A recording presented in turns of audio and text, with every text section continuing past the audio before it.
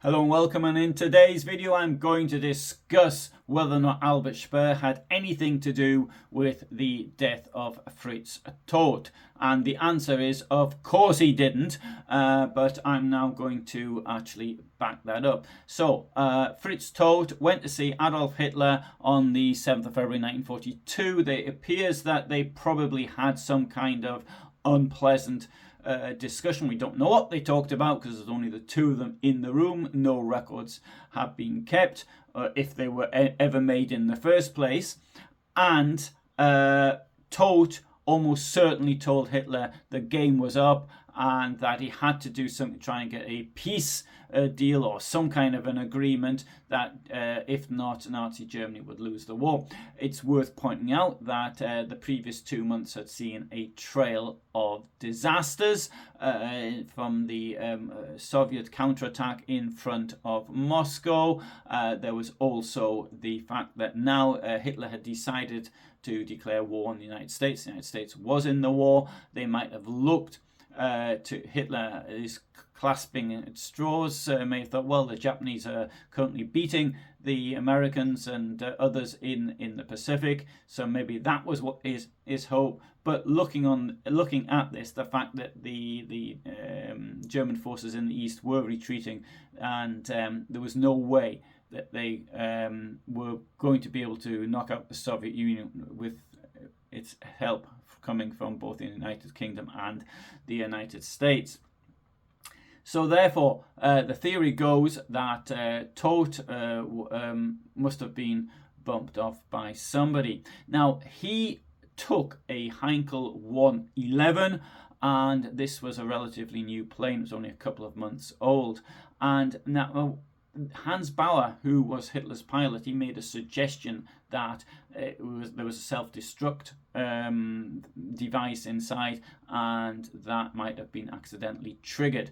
Now, it was quite normal for courier planes to have self-destruct things inside.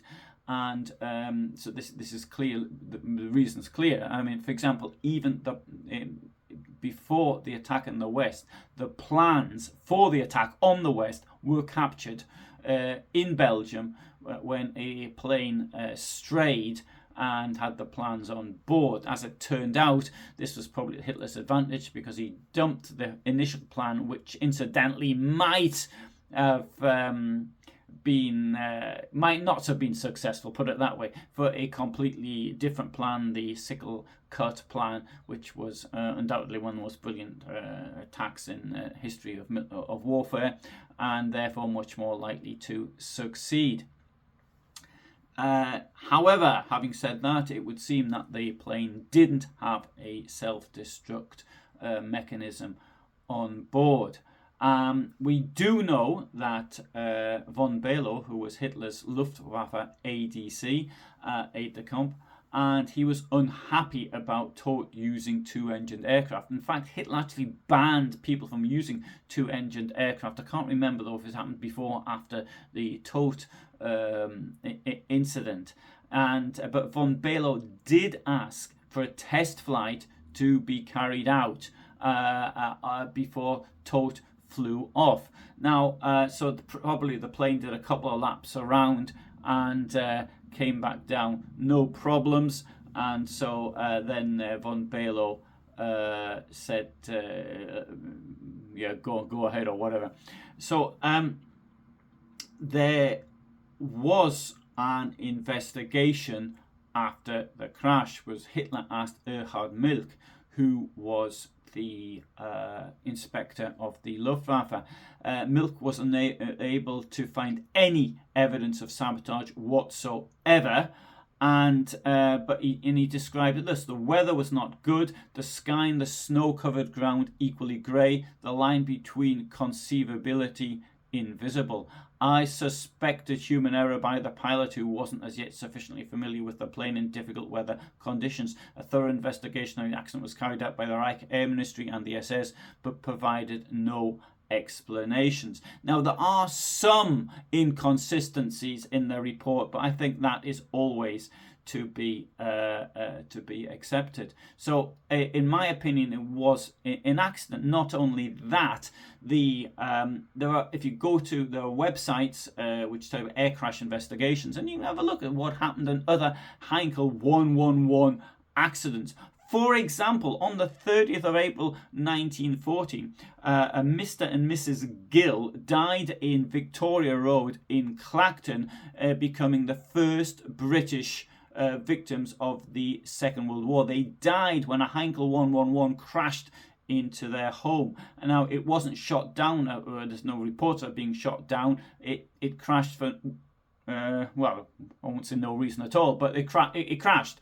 So therefore, using that as one example, but there are many. There are at least a couple of incidents similar to the Todt incident that I know about in Radom in Poland. There was a case, for example, at Stalingrad in January 1943. Admittedly, that was under worse conditions. There was a case of a plane coming down in Benghazi, for example.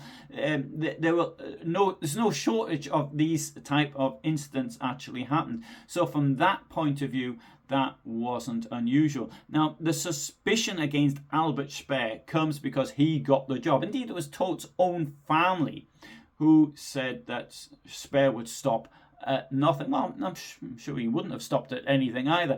But in this case, did he have the technical knowledge? Well, I doubt it. So he had to have the technology to fiddle the plane in such a way that it would successfully take off and then it would explode in midair. Well, the theory then comes, well, maybe he had a bomb, but time bombs, he'd had to put this together himself and then somehow get it on the plane.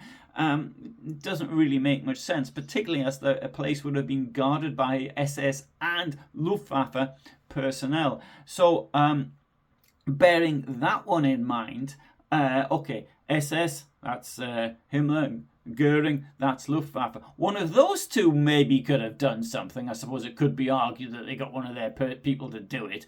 But Speer, it makes no sense whatsoever. He didn't have one of these organizations behind it. It's some secret group of commandos that would actually do it for him. Now, suspicion is on him because of the fact he was there at the time. Now, he was only there, though, because his train he was on got stuck on the snow. He got a lift to Rastenburg, and he was originally booked to be on the plane with Todt, but according to his own memoirs, we can't believe it everywhere, but in this case he might be actually telling the truth. He thought he'd be too tired. He thought he'd have a lie-in. He'd gone to bed very late, so he'd cancelled it before he went to sleep, and then in the morning he was woken up by a telephone call telling him that Todt had died.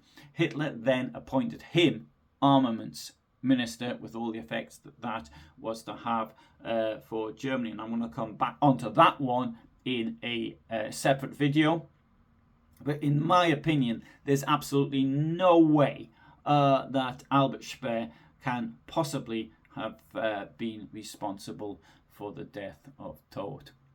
Thanks for watching. So I upload every day now at 100 hours my time, Central European time. So I live in Poland and in Germany.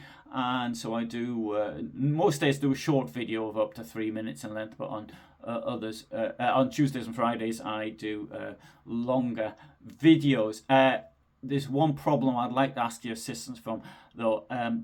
The amount of AI on YouTube is horrendous, and my stuff, which is research history, is getting buried by all of this AI slop.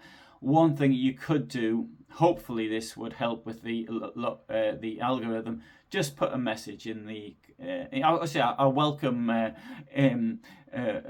intellectual comments as well, but if you just want to say hello or something like that, and if somebody else has put hello, respond to theirs with a hello. And even if you want to be particularly, you can say hello from wherever you are, hello from Newcastle upon Tyne, and then respond, just to give a little bit more to pad out this comment section, which in theory is how this algorithm works. Anyway, if you could do that, I would be very grateful. But for the moment, from me, thanks for watching. Bye for now.